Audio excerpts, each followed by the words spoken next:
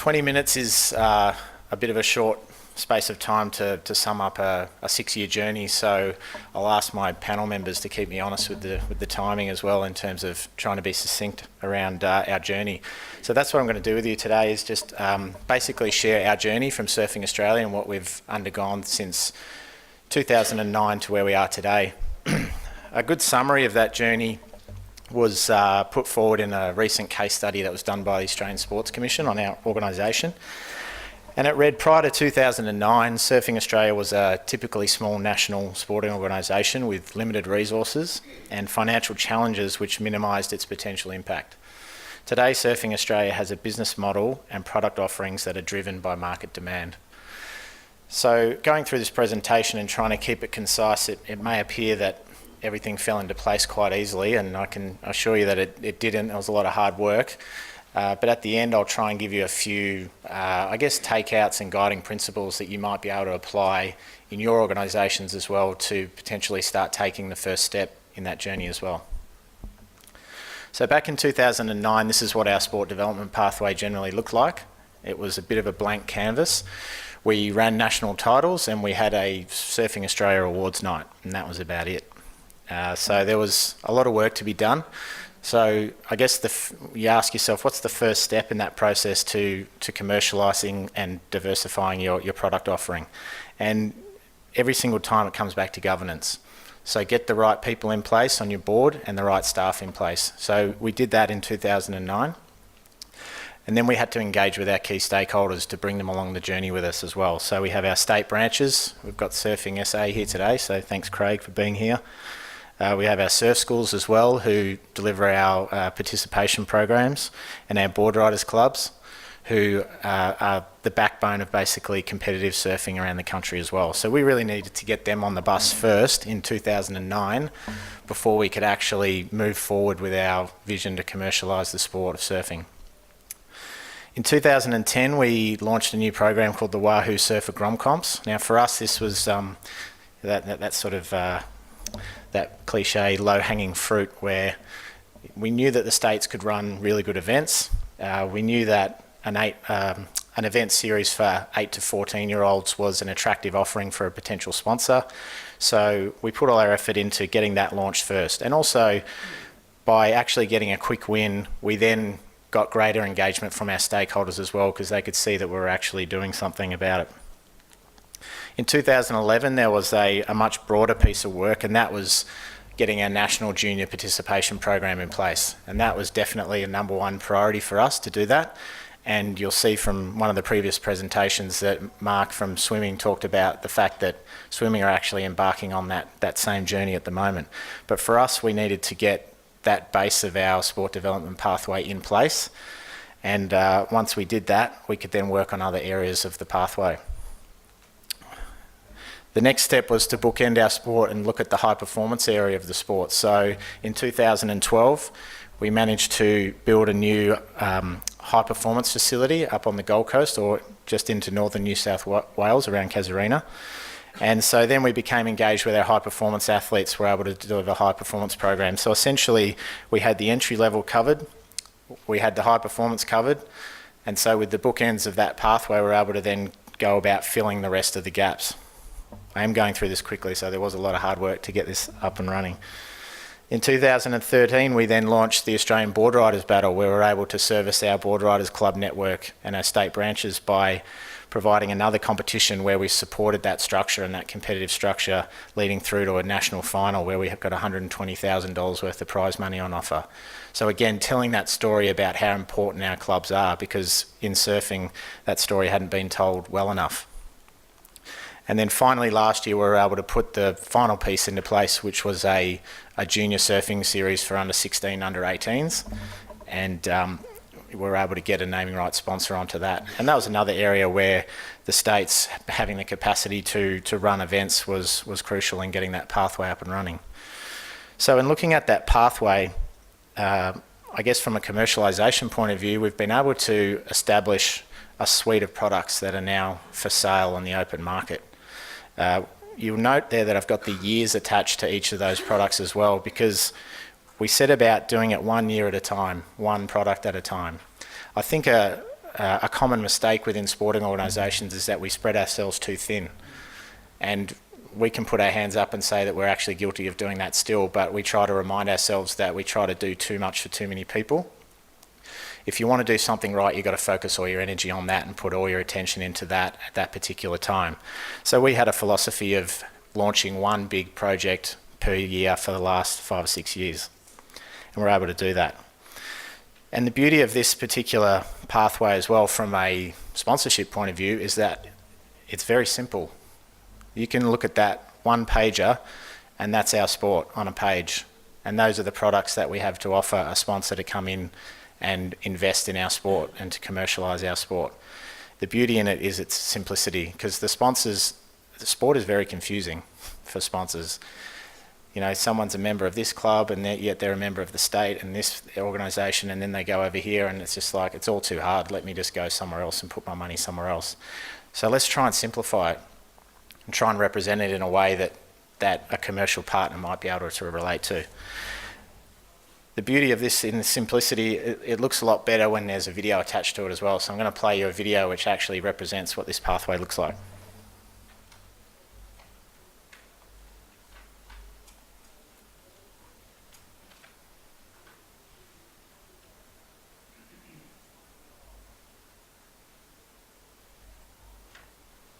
It's what we call the pathway to the podium.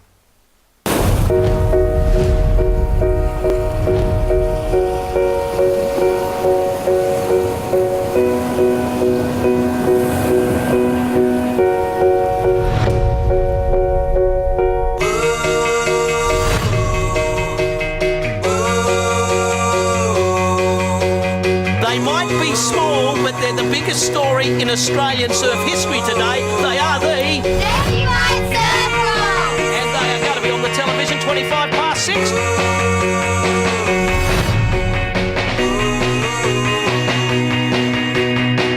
There's the little Surf Grom crew. I don't hang on, this guy. I want to say hi to all those kids joining Surf Groms. Stoked to see Quicksilver and the Australian government getting behind surfing. To have our sport recognised by the government and backed in that way is really nice. Kelly Slade, 11 times world champion, you know, is greeting and saying hello to possibly the future world champion.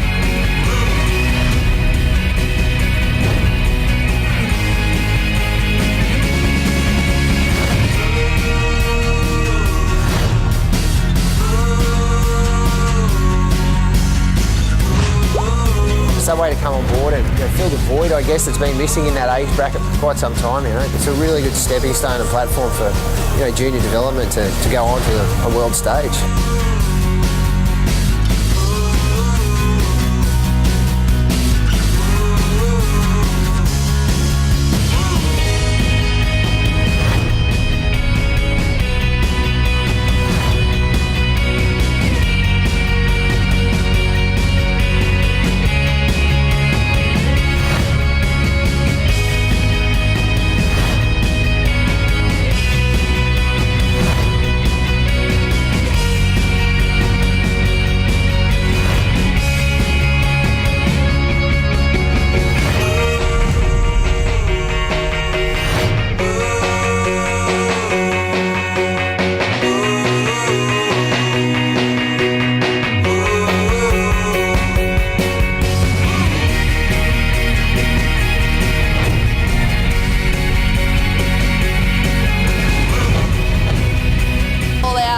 Our hero surfers that we've bred, our world champions, they've all started from really strong clubs. To see all the stars surfing for their clubs, that's what these little kids want to aspire to. Snapper Rocks is like my family, so it's amazing to come down and have that team camaraderie and really get involved in it.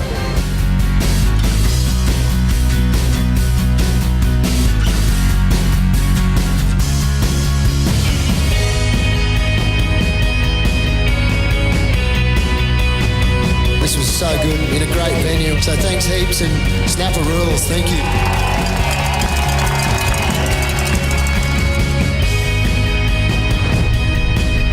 The High Performance Centre, Surfing Australia's centrepiece. Its vision, it breaks here at Casuarina today.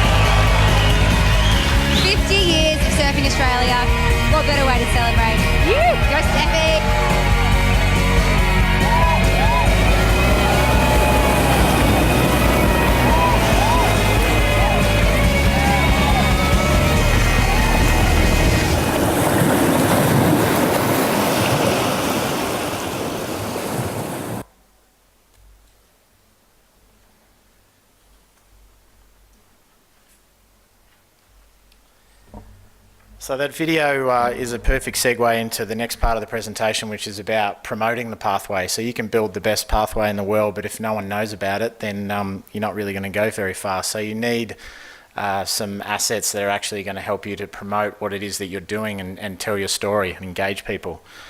So again, back in 2009, we had a clunky old website, which had done the trick for the previous few years, but we needed something new. We needed a new shop front, so we built a new website and in 2010, and that generates a lot of traffic now, and we gave the template to our states as well, so that we're all aligned in terms of what our organisations look like in terms of an online presence. In 2011, we started what was then known as Surfing Australia newsletter, which was basically just an informative document that we'd hand out to our key stakeholders. It's now grown to a 116-page glossy magazine, which is actually bigger than a lot of the surf magazines in terms of the size and the content involved in that particular magazine. So that services our partners and our stakeholders as well. And again, just tells the story in terms of what it is that we're doing. In 2012, we found that from the partnerships that we were generating in sponsorship, that there was a lot of appetite for content. So we started producing our own content and basically turned the magazine into a 30-minute TV show called Surfing Australia TV. So if you're watching on Thursday nights at channel 74, 7 p.m, you can see Surfing Australia TV, and it gets reruns about 20 times per month as well. So that whilst it's on one of the more lesser known digital channels, it does actually get a lot of eyeballs on there as well. And something like that is actually quite achievable too. We only had one staff member who was actually responsible for creating all the content and putting it into a TV show and making it ready live to air. So even from a state point of view, if there was an arrangement around job sharing or something of that nature where you started getting content created for your particular sports, I think that's a step in the right direction, because from our experience, commercial partners are thirsting for content. So that's where you need to be putting your attention. That thirst for content then led on to our latest project, which is basically our Horizon business and our future of Surfing Australia, our online platform called MySurfTV. And basically for us, that's our response to, say, the crickets of the world and the professional codes of the world who have the big broadcast rights. We went to the drawing board and said, how can we develop and diversify our revenue stream to be able to not just be relying on government grants and sponsorship as the main sources of revenue for our business? How do we diversify? And that was through providing an online platform. And MySurfTV in the past 18 months has grown from a startup platform and now generates over 300,000 video views a month. So for us, that's has huge potential. It's something we're investing heavily in and we see as the future of our business as well. And then last year we actually, you might be surprised that it took us till 2014, but we actually turned our attention to social media with a lot more of a laser focus, and we decided that really we needed to be talking to those people a lot more. So we now have over 200,000 followers across all of our social platforms, and we're talking to them daily with images and content and anything that we can throw at them, because again, the digital and the social side of things is how you're going to communicate with your members. That's the way forward. I just wanted to show you quickly a video from MySurfTV to give you a bit of a snapshot of how we're hitting the lifestyle element of surfing, where just like cycling and swimming and those sports, where the bulk of the new participants are going to come from.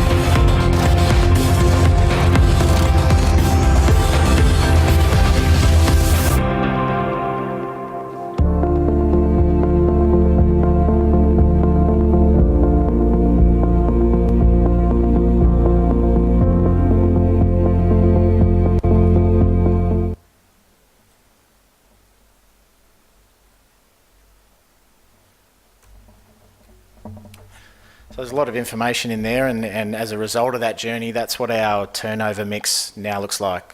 So if you were handing out those pieces of pie to someone at a party, everyone would be pretty happy.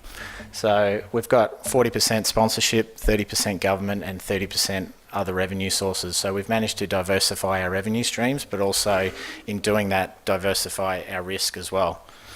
Just to sort of wrap up, because I've only got a couple of minutes left, I just wanted to leave you with a few guiding principles that underpin that whole journey, because there's a lot of information there, a lot of programs, and as I said, to try and summarise that in 20 minutes is quite difficult. But here's some sort of key takeouts that whenever I'm talking to someone about the journey, I bring up with them. And number one is good governance. I can't stress that enough, because you can put the best programs in place, but if you don't have the right governance in place, it'll inevitably fail. A clear purpose as well that's articulated to everyone within the business and the stakeholders as well, and make the purpose inspirational as well. Like, a purpose around just becoming the number one sport is not really enough anymore. Our purpose is to create a healthier and happier Australia through experiencing the joy of surfing for life, and that's something that you want to come to work to achieve. No decisions without data. Don't assume what the market wants. You need to ask. So you saw how powerful some of that stuff that Bernard Salt was talking about, how that can impact on your decision making. Too often, because we've been in the sport for 20 odd years, we think we know what the market wants, and inevitably we don't. Pick one thing and do it well. Multitasking is a myth. I've read the book, The One Thing.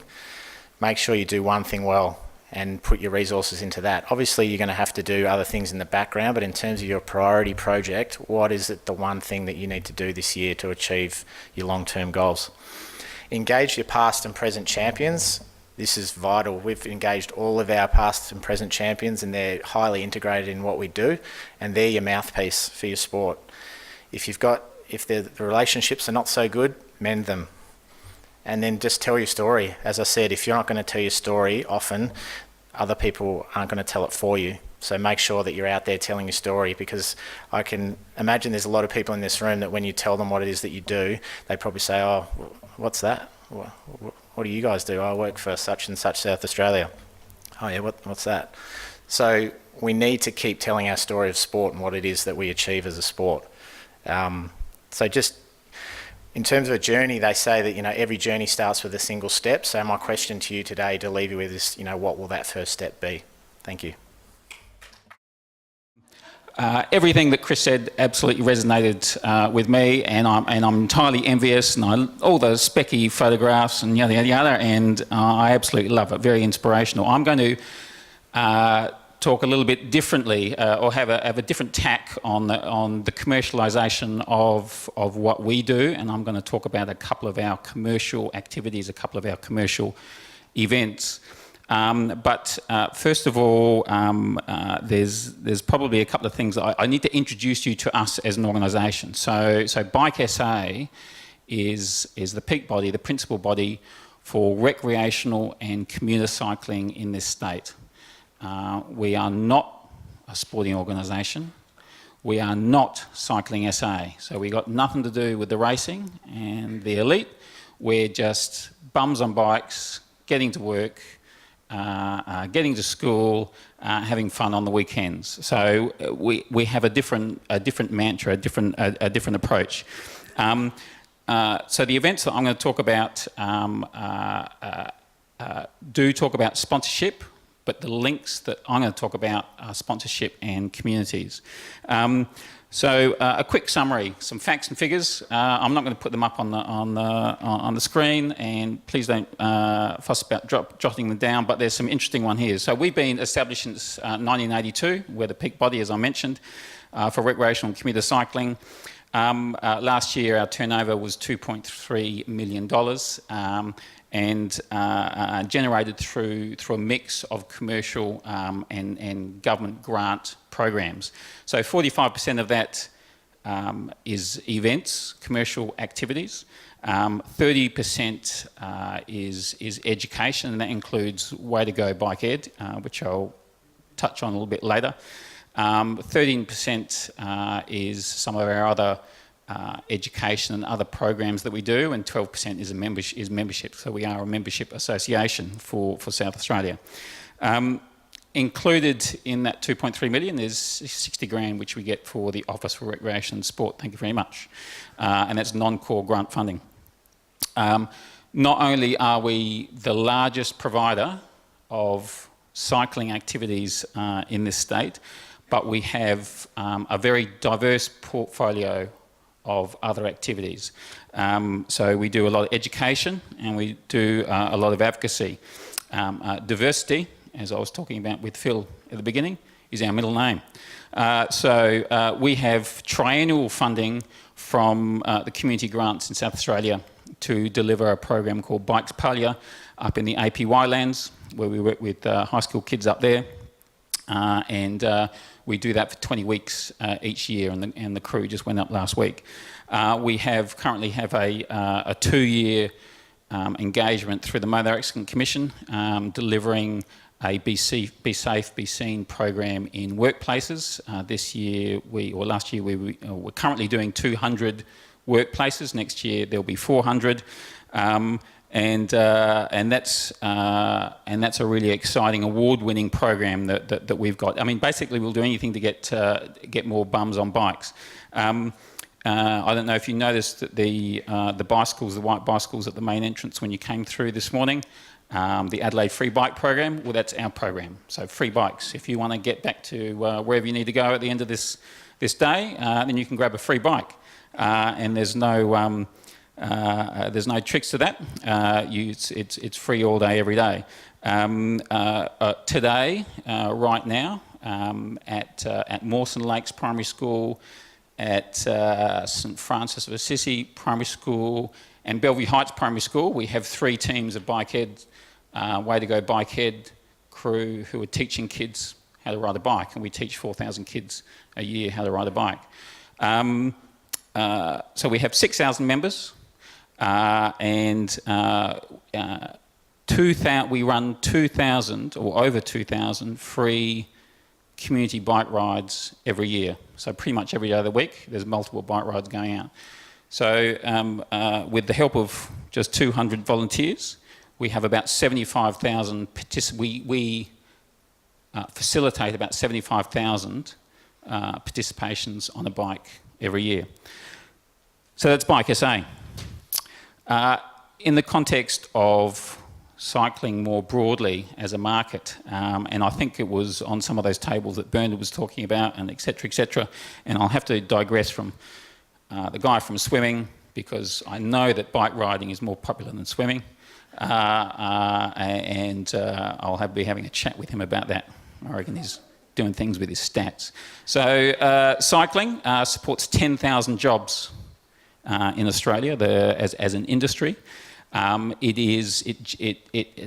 generates a turnover of 2.4 billion in this country every year, and that amount is expected to increase by about 3.2% in this year. Cycle tourism, which is a kind of a high yield niche market, will generate an additional 2.4 billion into the national economy. There is a $21 net benefit to Australia for every 20-minute round trip that a commuting trip made by bike. There is the statistics show that there's $105 million worth of benefits to the community by people who ride a bike. So that's a health dividend, that's an environmental dividend, it's a social dividend, it's an infrastructure dividend, an educational dividend. So there's lots to be gained by that. One statistic which is really interesting from a study here in Adelaide is that for every square metre of bike parking space in the CBD generates $31 of turnover every hour. People in cycling are good for business. They spend more than people in a car. So a customer on a bike visits more often, typically engages more deeply with the community and ultimately spends more than a motorist. So in South Australia, again, the national stats, independent of anything I might have come up with, 220,000 South Australians ride a bike at least once a week. In Adelaide, there are 10,000 trips made every day commuting trips made by bike. 52% of South Australians have at least one working bicycle in their shed. And as I mentioned this morning, 60% of people would ride their bike more often if they felt it was safe to do so. So that's the picture. Cycling is a lot of things, and I guess the advantage that I have over a lot of the other sports that are here today is that I can ride to work and I can ride to the shops, and I like surfing, but I can't surf to work. So just going to, what was that? I could, yeah, gotcha. Your pictures are nicer, but I can ride to work. Sorry. I could surf, yeah, this is true. I mentioned earlier that 45% of our turnover is derived through commercial activities, through events. And I'm going to just give you two examples of how that works, and this is where I'm going to try and use the whiteboard. So, and forgive me if some of this is a little bit clunky. So one of the events that, you actually probably, there are some people from South Australia here who probably actually know some of our commercial activities, some of our commercial programs. Like I said at the beginning, we have the biggest range of events of any similar organisation in Australia. We do Amy's Ride, we do Gear Up Girl. Last weekend we did a Dirty Weekend. One of the events that I want to talk to you is one that's actually happening right now. It's called the Outback Odyssey. It was started on Saturday, and it's a 900-kilometre mountain bike ride from Adelaide all the way up to the Flinders Ranges over 16 days. And we're actually on the news on Saturday night. There was Channel 9, there was Channel 7, there was Channel 10, there was ABC Radio. Principally because one of the guys who's participating is doing it the entire length on a unicycle. He is probably not typical of the usual mountain biker, but good luck to Lindsay. But going to what Bernard was saying this morning, the average age of the participants in this are about 50-55, and about 25% would be women, and the rest are blokes. Last night they were in Tanunda, and we had a black tie ball at Shadow Tanunda, which was really nice. And today they're riding 78 kilometres to Riverton, and they'll be drinking all that lovely Watervale Riesling up there. And next Monday they will be in Melrose. I don't know if any of you know Melrose much, but it's 3 hours north in the southern Flinders Ranges. We'll be rocking up there. A tiny little town at the foot of Mount Remarkable, a handful of shops, a couple of pubs, and there's a little family-run bike shop. And the Odyssey, when they rock up in town, that will be the biggest day of that town's in terms of turnover in that town. So the bike shop will turn over tens of thousands of dollars in that township, that little family-run bike shop. We will drink, honestly, we will drink all that red wine, and we will eat all the mixed grill in the pub. It is the biggest gig for the whole year. We often talk with communities about the multiplier effect for every dollar that one of our bike riders invests in that community, and that might be 1.5, or it might be 2, or it might be 2.5. But we visit multiple communities. Like we were in Lobethal on the first night. Like I said, we're in Riverton tonight. Tanunda, and then Riverton. Then we're going to be in Spalding. We're going to be in Laura. and we're going to be in Corn, we're going to be in Hawker, and the whole ride finishes in Blenheim after 16 days. And we're really important to those communities. I think Bernard talked about, I think one of the really interesting things that he talked about this morning was that declining rural populations and the percentages of people in some of those rural places volunteering. I thought that was really interesting, and that spoke to a lot about how we engage with different communities. But we certainly seek to engage with all of those people and all those communities in a really deep and meaningful way. And we look to deliver money into those communities and that they have a bit of a multiplier effect. We cap that ride at 200 participants because small, we believe small is beautiful. We look at it because those communities can handle 200 people. Those pubs can handle us, the cellar doors, the tourist attractions, they can all deal with us. Now, the other multi-day tour that we do is the annual tour, and both that, which we do later on this year, that tour and the Outback Odyssey have sold out. Now, that will deliver about 5,500 bed nights into the regional communities this year, and just through the annual tour alone, we will be investing close to $500,000 in the 4 communities, the 4 council regions that we visit later on this year. So it's clear that cycle tourists are very good for business. Now, small is beautiful, but big can be better. My second example, which I'll run through very quickly, of an event is a one-day road ride. So we do a number of those. One of them that you may know about is Coast to Coast. It is a 120-kilometre road ride from Glenelg down to Victor Harbour, 1,700 participants. And it's really popular, it's really traditional, it's been around forever. We made a pitch last year to a sponsor, and so the event is now called the Boileau Velo Coast to Coast.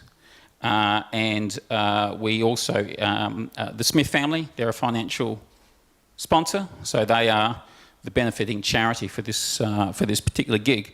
And we engage with a whole bunch of other suppliers and sponsors who don't necessarily give us free stuff. They might give us reduced rate stuff, or they might just help us out. So I get, Nippies give me juices, I get bananas from Australian Bananas, and I get some bikes from a local bike shop, and Bakes Delight give me some buns, and I work with the Scout Club, the Scout Group, and they provide refreshments en route.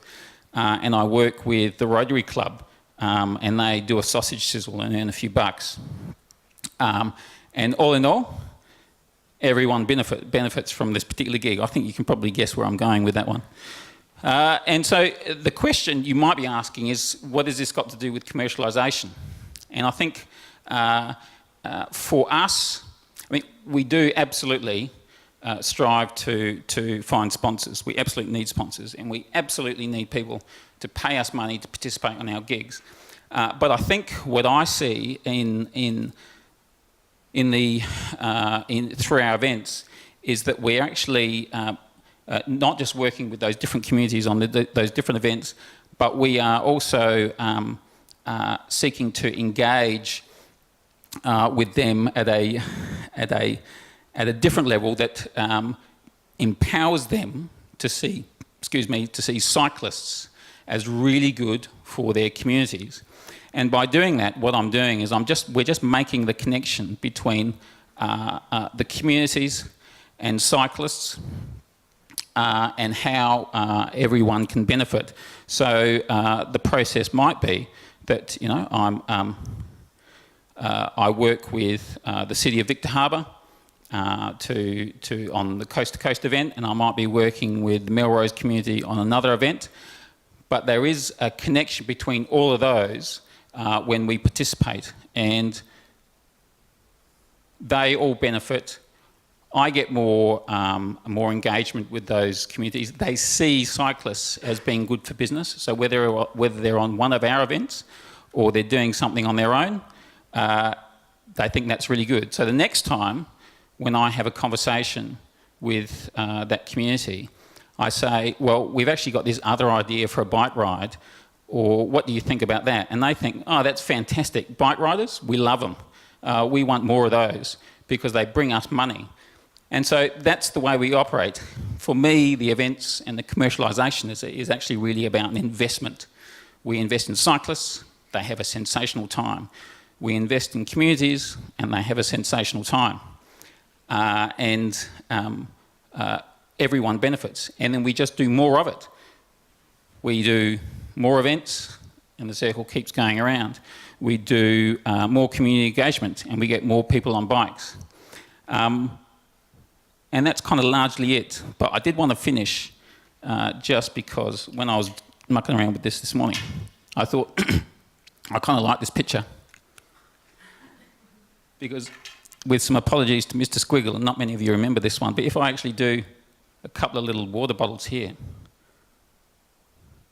I get a lovely little picture of South Australia, the cycling state, which I think is really cool. Anyway, thank you very much.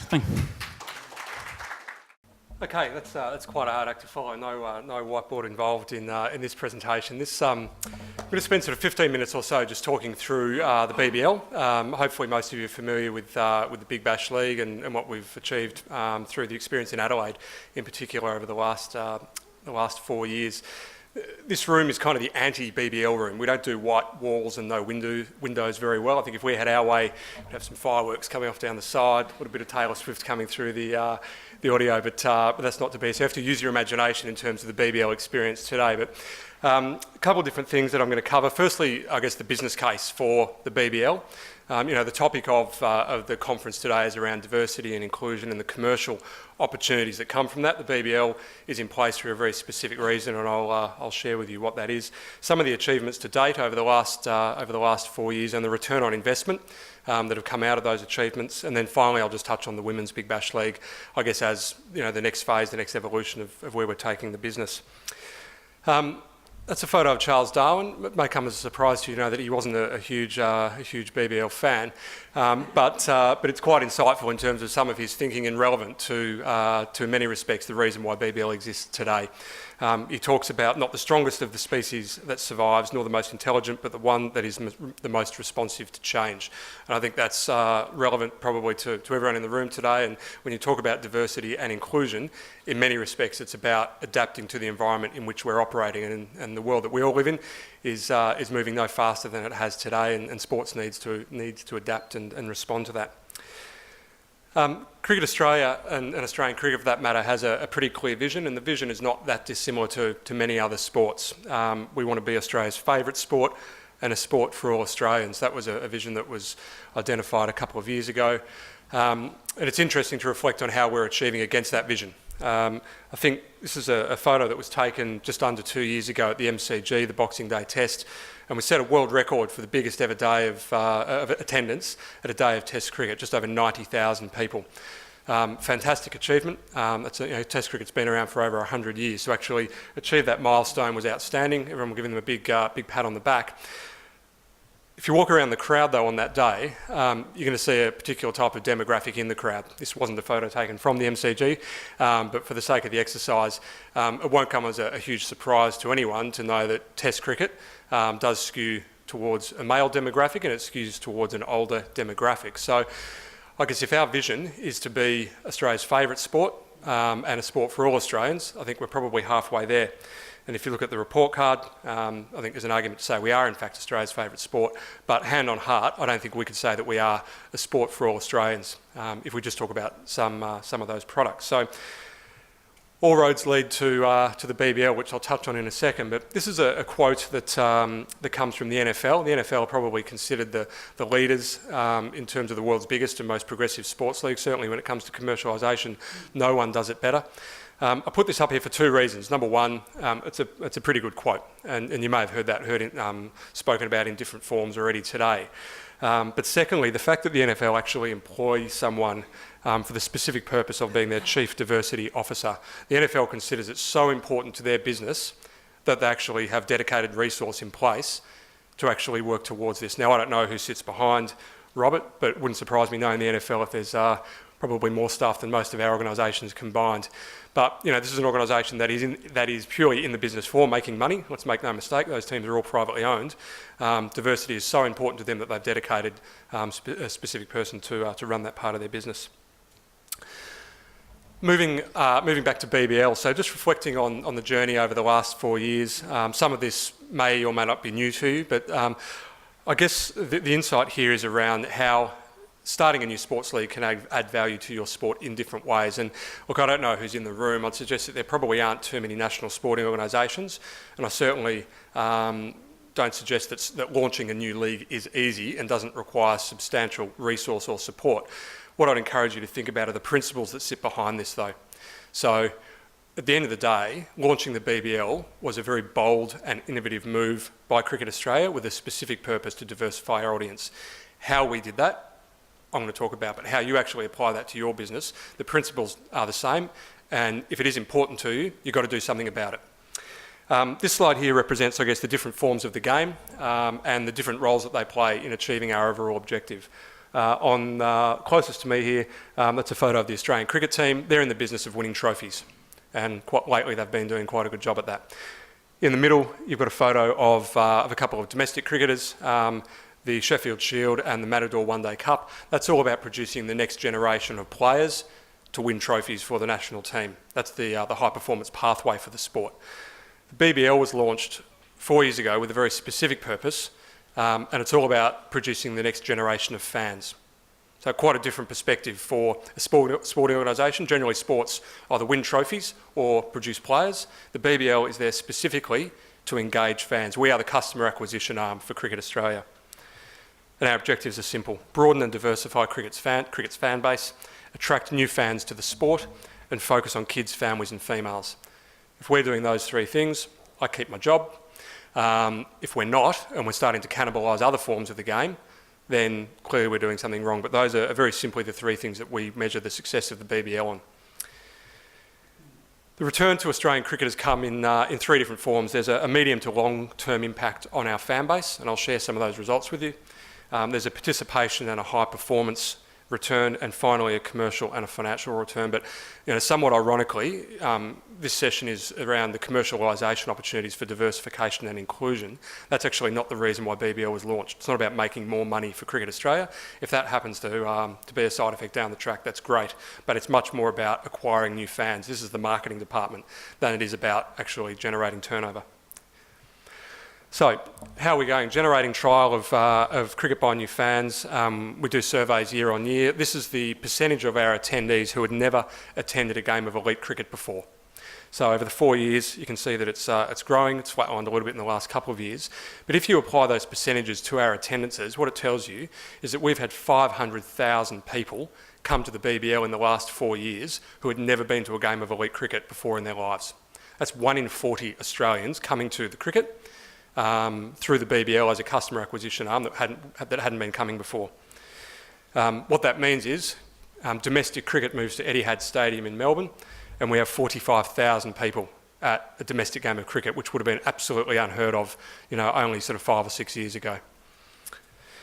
More kids coming to the cricket than any other form of the game, and that number's growing year on year. Remember, we're in the business of customer acquisition, getting new fans, younger fans. No good if we're just getting the attendees who are already going to Test cricket or ODI cricket and coming across to us. Kids are so important to us. Contrast this slide here and the smiling faces of the little kiddies with the image of a Test cricket audience. Now, that's not to say Test cricket doesn't play a role. It's a very important role and it pays the bills, largely bankrolls BBL. But this is about an investment in the future of our sport and making cricket a sport for all Australians and Australia's favourite sport. The other thing, the interesting that BBL has done is we've created a whole new range of advocates for our sport. So of those new fans, They're coming along, having a great time. A lot of them are surprised by the experience they're getting at BBL. It's certainly not what they expect at the cricket. And what they're then doing is go away and telling their friends and saying, cricket is not what you think it might be. It's not about bogans sitting on the hill drinking beer cans. It's actually a fun night out for the whole family. So in investing in the BBL, getting these people to come along, try it for the first time, they'll then go and tell their friends and spread the word. And word of mouth is one of our best marketing channels. Gives us the opportunity to trial innovation. What you see here are the Zing stumps. It's actually a South Australian invention, for those who aren't aware. You guys probably know these guys, but I describe them as the mad scientist and the lawyer. This particular innovation was developed over a glass of nice red wine, I'm told. But look, they came to us and said, look, we want to trial this piece of technology. They actually came at it from the perspective of the next piece of decision review making technology with Snicko and Hotspot. We just looked at it and said, hey, that's kind of cool. Kids are going to love this. Kids love things that flash. We introduced it, been a raging success, and you saw it in the World Cup final a couple of weeks ago at the MCG. So we have the opportunity through the BBL to trial these type of things. There's no way you would have got that into an ODI game, or probably will never get into a test game, but by creating a new league and targeting new customers, you've got to think differently, and we have the opportunity to do so. Leveraging the BBL to grow participation. I think it's great to have the shop front at the top end, but how does that actually drive participation back through the lower levels? And we actually launched a whole new product called T20 Blast, which is effectively mini Big Bash. We still have other forms of junior participation involved, but this is basically everything you would expect to see at a Big Bash game, you'll see in the park. So there's actually music being played, you see the colours that the kids are wearing replicate their heroes, etc, etc. It's only been around for a couple of years, but we already have 21,000 kids playing T20 Blast that wouldn't have been playing the game before if it wasn't for BBL. From a high performance perspective, we've introduced a concept called Community Rookies. It's basically the 19th member of the squad, and it's a chance to get talented cricketers into that high performance environment who wouldn't otherwise get contracted by their team. They're probably not good enough to get a full contract, and as part of that we've mandated certain criteria that these guys have to come from multicultural backgrounds, Indigenous backgrounds, environments that are not traditional to cricket. You're not going to see any white Anglo-Saxon faces in these guys. Look, this is a much longer term play, but still certainly providing opportunities to get some new faces in the sport. New commercial opportunities. These are the shirts and the sponsors from last year. There's only one brand on that screen that was involved in cricket before BBL, and that's actually West End through the Strikers. So we've got seven new companies sponsoring cricket who weren't involved before, and they've tipped in about $7 million, just over $7 million of revenue that potentially wouldn't have been available to cricket if it wasn't for launching the Big Bash League. I've put this slide up here as, I guess, another indication of the opportunities. This is the NFL. Again, the NFL are the gurus of all things commercialisation. Female engagement really important to the NFL, as it is to Cricket Australia. But because they invested so heavily in engaging women, it actually opened up a whole new opportunity in sponsorship for them.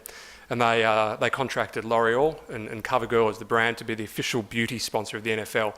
Again, that would have been unheard of years ago, but good for business for them. Not only is it good because they've got a fantastic brand on board that has great equity in terms of legitimising their play into female engagement, but new commercial opportunities and sponsorship dollars as well. So we make no apology for the fact that we're trying to track down the next brand for BBL, which is our official beauty sponsor or equivalent. As part of BBL, there's no such thing as membership in cricket. You couldn't be a member of the Australian cricket team, so we launched membership. Pretty low numbers here relative to our football peers, but again, 27,000 people who are now members of BBL clubs who may not have been involved before, and that's just over $1 million in revenue. And finally, the clubs themselves. We don't have private equity in BBL. The clubs are owned by the state cricket associations.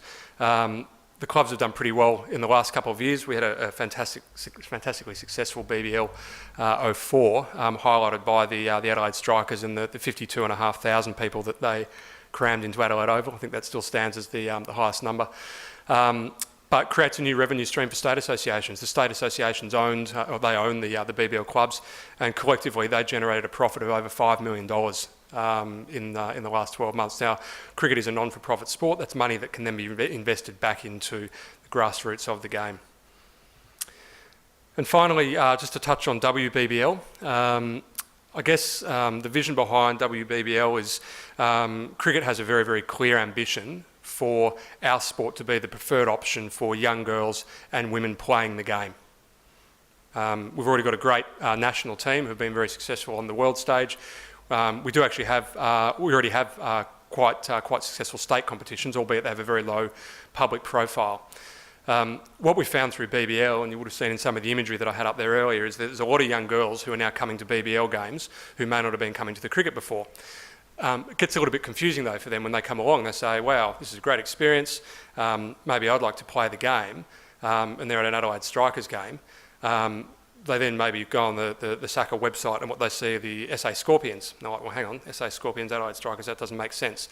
So in the first instance, what we're looking to do is make a very, very clear pathway for these young girls to basically say, well, if I like the BBL, I have experienced a BBL game and I like the Adelaide Strikers, I can now see a pathway through to play for the Adelaide Strikers women's team.